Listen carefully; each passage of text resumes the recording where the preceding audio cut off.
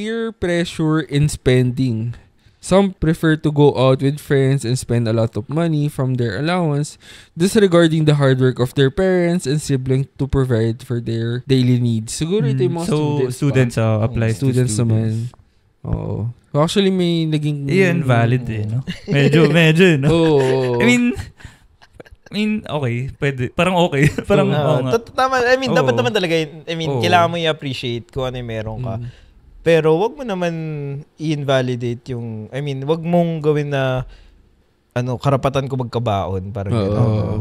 Tapos gastos ka na ng gastos. Ipunin mo yung yung allowance mo. Oo, hindi yung hingi ka ng hingi. Kumbaga, naubos ka na yung, binigyan ka ng set of allowance for 1 week. Kaso inubos mo yun, so hihingi ka uli. So, kumbaga nag-advance kayo, bumalik kayo. Bumalik. So, isipin mo yung parents mo. Oo. Kayo ba nung nag-aaral kayo, yung allowance nyo weekly or daily? Yeah. Ako daily. Weekly.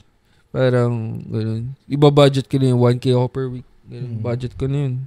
Kapag kulang yun, hindi ako pwede bumali. So, bahala ka na. So, ayun.